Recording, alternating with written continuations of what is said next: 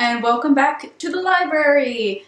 So I did a lot of reading in February. I had 4 books that I went through, and I decided instead of trying to cram all 4 of these books into one video, I would split it in half. So this is part 1 of 2. Several of the books, 2 in particular, really deserve more exposition than what I could have given in just one video, because it would have gotten super long and I wanted to keep it interesting.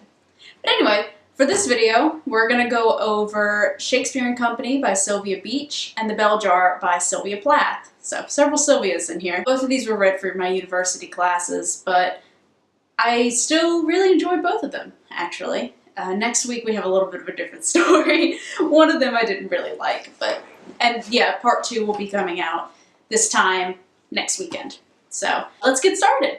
Book number 1, Shakespeare and Company by Sylvia Beach. I gotta keep my Sylvia straight. So Shakespeare and Company was a bookstore that was started by Sylvia Beach in, I think it was 1919, in Paris, France. So the book, Shakespeare and Company, is a collection of her memoirs from her time in the store.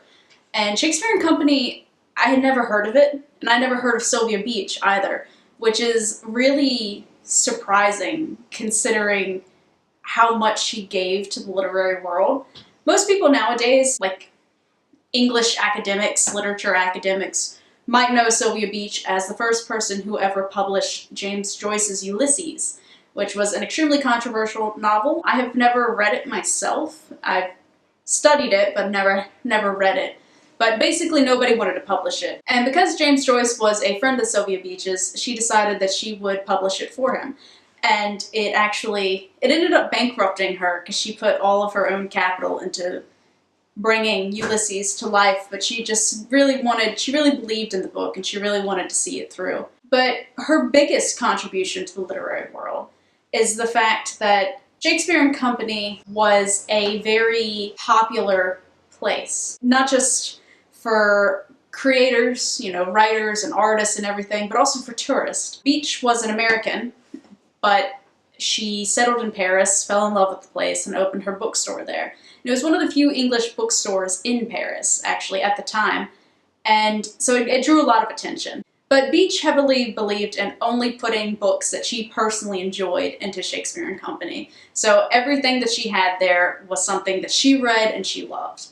And Shakespeare and Company was kind of a special situation because it served not only as a bookstore, but also as a lending library. So people could borrow the books and bring it back, just to read them, or if they really, really loved it, they could buy a copy of the book. And because she populated it only with things that she personally liked, it meant that basically, nowadays, Beach's fave stories became the modernist literary canon. For those of you who don't hear literary canon on a daily basis in classes like I do, it basically is the books that make up a certain time period, or like your go-to, oh, you're reading this, you need these books. And Beach just put the ones that she liked in there. She was friends with a lot of them and, specifically put out their work, sometimes for the first time, in her own shop. Shakespeare and Company, like I said, is a collection of her memoirs, and it is largely anecdotes about these people. And it's really interesting because she was such intimate friends with the people that she wrote on that you get little personal details about James Joyce and about Hemingway and, who they were outside of their writing. Which, of course, you can get in an autobiography or a biography written about them, but it's just different having a close personal friend talking about them, telling you this information. It's like she really wanted the reader to get to know them in the same way that she did. A lot of people have criticized the book, Shakespeare and Company, for that reason, that it's so largely made up of anecdotes, and they're like, Beach is hardly even in the book, and that sort of thing, which she does focus primarily on the people she's writing on. Of course, she's always managed to keep herself, in the background. She's still part of the story, but she focuses a lot more on Shakespeare and Company and the people involved with it than herself, which is really telling when you look at the book itself, because it only has, a few pages of her life before Shakespeare and Company, and then it actually ends before Shakespeare and Company can really end. Like, you don't read any of her life afterwards. And this was published in 1956. I believe Shakespeare and Company closed in 1941, I think. So you can really kind of tell that Shakespeare and Company was Beach's whole life. It was really her everything, and once it ended, her story ended as well. I really enjoyed this, actually, even though it is genuinely and truly just kind of a conglomeration of tales about Shakespeare and Company and the people she encountered within it. But it was still really interesting, and it was an easy read. It's not that long, like 217 pages. So it's not like a super tiring read either.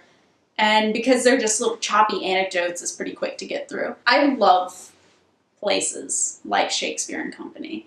You know, these little artistic havens where you can just pop in, you're guaranteed to meet another creator. Like, in this time period, you could be attracted by a magazine in the window of Shakespeare and Company that's like promoting Hemingway's newest work, and you walk into the store and there's Ernest Hemingway just hanging out and talking with the proprietor.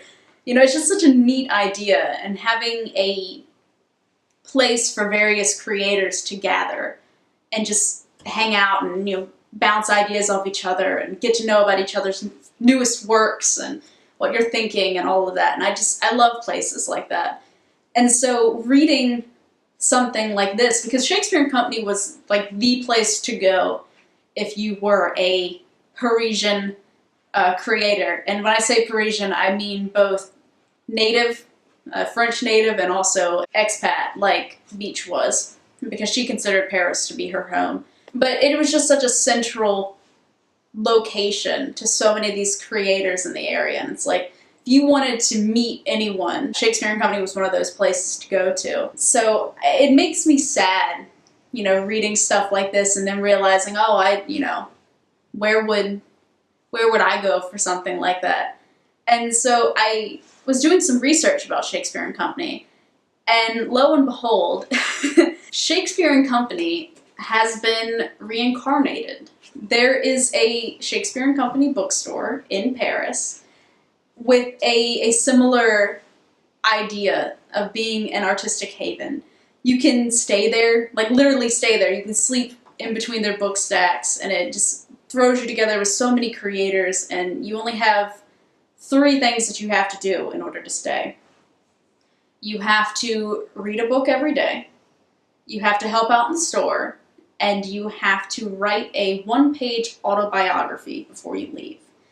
And it just seems like such a cool place. I've never been to Paris, but when I inevitably end up there at some point, I am absolutely going to visit Shakespeare and Company, because it just sounds like the coolest thing. And I'm actually going to link in the description below the Shakespeare and Company website, just because it's so exciting.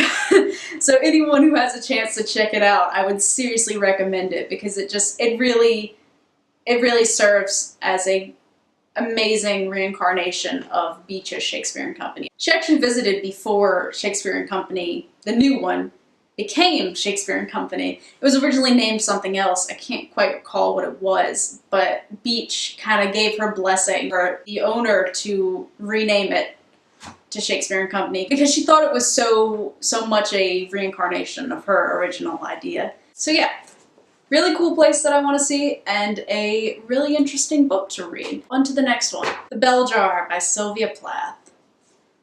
What can I say? First of all, this is a really beautiful copy of this book, and I always read with a pen in hand, and I always mark up my books. I didn't used to, but I've just gotten so used to it. But this one, I'm a sucker for the edges. I don't know, can you see that? Anyway, they're like like an old-fashioned style edged paper. Anyway, I couldn't bring myself to mark it with pen, so it's marked with pencil. Gosh, The Bell Jar. Before I really delve into the novel and recommend it, which I will, it does have a lot of triggering material in it. It has self-harm, suicidal ideation, mentions of suicide, depression, and sexual assault. Also, it's set in the 1950s, so you have 1950 ideologies, and considering the main character is a woman, you can kind of guess where I'm going with that. You have some outdated ideas that aren't triggering, probably, more annoying than anything else. And there's also a lot of descriptions, or a decent amount of descriptions of pregnancy and birth, which can unsettle some people. So, after listing all of those things, getting into the novel, I mean, honestly, having all that triggering stuff in there isn't very surprising if you're familiar with Sylvia Plath. Plath holds a really dear place in my heart. I've read a lot of her poetry, and I've written papers on her. I've studied her extensively. I have a very deep connection with Sylvia Plath. I would highly recommend, because The Bell Jar is kind of a pseudo-autobiographical novel, so I would highly recommend looking into Sylvia Plath, reading up on her before you actually read this. I mean, just look at the Wikipedia article and you'll see, because she used a lot of her own experiences for The Bell Jar, which I'll get into in a minute once I get off my Sylvia Plath train. Sylvia Plath did not have much happiness in her life, and it shows in her work. The general consensus these days is that she had bipolar disorder, which could be why I connect to her so strongly, because I genuinely understand what she went through. And she's one of those brilliant creators that you would have loved to have seen what she could have done had she had the same medical help that we have today. So moving on from that depressing topic to more depressing topics. The book follows Esther Greenwood, who is a college student and is brilliant, has always achieved these amazing things, you know, best grades, good programs that she's gotten into, and all sorts of that. And she gets this amazing opportunity to go to New York and work with this fashion agency, magazine situation, and just has all these cool things that she's able to do now. And it's in the moment of extreme success she realizes she's just sad. She doesn't have any reason to be. She has all sorts of amazing things happening, but she's just sad. She's just lost. She thought she had everything planned out, and all of a sudden, she's not so sure anymore. She's trying to figure out what the best path for her to take is. And it throws her into a spiral of depression, which leads to self-harm and a suicide attempt that eventually gets her hospitalized. Again, these situations heavily follow Plath's own life. I believe she attempted suicide three known times, possibly 4 before her actual death. So the events that happen in the novel, again, like I said, they follow what happened to Plath when she was in college age. And it's beautifully done. The way Plath tells the story, it's very realistic. The depression and anxiety, it's so true to life, and of course, because Plath understood it deeply. Besides that depression and anxiety, the feeling of being lost, of being so close to being done with college and going off to the rest of your life and just not knowing if you're making the right choice, because there's so many different paths you could take. There's so many different things you could do with your life. How do you know that you're choosing the ideal path? How do you know you're choosing the right path for you? And let me tell you, this novel hit me in the face. It punched me in the gut. It was extremely relatable because I'm almost done with my college career and, well, I'm almost done with my first degree. And I'm at a crossroads of what do I do next? And there's so many different paths that you can take. You know, there's so much you can do with your life. So choosing the right option is incredibly difficult. And having it legitimately spelled out in front of me was both helpful and not helpful. Because the novel ends very abruptly, which a lot of people don't like. I myself, I don't know. I see merit and I also feel anger. But it ends right at a point, so we don't really know if Esther went back to college, if she got everything completely straightened back out and lived her best life. There's definitely hints throughout earlier parts of the novel because it's kind of told in retrospect, but it shows that Esther did survive, that she did finish up whatever it was she was doing, and I think later in the novel she has a kid, or throughout the novel, looking back, it's mentioned something about she has a child or stuff like that. So clearly she went off and lived her life. We don't know if it was necessarily better or if, once again, she followed in Plath's footsteps. And so that ambiguous ending, I mean, it's kind of annoying because you just want to know, like, did it all get better? Is she fine? But I think Plath left the ending ambiguous because she wanted you to have that option. Because Plath herself, her story did not end well. And I think, because this is so autobiographical, I think Plath just wanted to give Esther a different ending than what Plath herself would get. Because it should be noted that The Bell Jar was published 3 months before Plath killed herself. So this was her last work. I don't know if she wrote any poetry in that time period, but this was her ending. And the fact that she didn't give Esther an ending, a true ending, I think is pretty symbolic for how Plath was feeling at the time. So I don't know if I'm enticing you to read this book or not, because it is Sylvia Plath. You know, I don't really know what else to say. If you're familiar with any of her work, you understand. Because she really is one of those creators who poured their insides out onto the page, or out into their work. She used it as a way to purge herself of what was going on inside her, and as a way to handle it the best that she could. There's not necessarily much lightness to this novel. I'm just wondering if there's any lightness to this novel. It's kind of heavy. It's pretty dark. There's a lot happening, and for me, it was very relatable. I think anyone who's almost done with college can relate, and anyone who's experienced that can relate. But more than that, the depression, the anxiety, the feeling, just the feeling of being lost and not knowing what path to take, I feel like everyone can relate to. And it's not entirely, the triggering things that I mentioned, it's not entirely graphic, but the only thing that I would really find truly triggering is the self-harm is the most in-depth of all of that. It's definitely not glossed over, but it's not, I don't know, I think what's most triggering about that isn't the action, but it's the fact that Plath described it so well, the feelings of it and everything, and I think that could affect people stronger than anything else that's in here. But if you feel like you can handle that, or if you feel like you're at least willing to try, I sincerely recommend this. I think it definitely moved up to my top 10 favorite books of all time. I would like to reread it at some point, to see, some point in the future, to see what I feel at a later age, you know?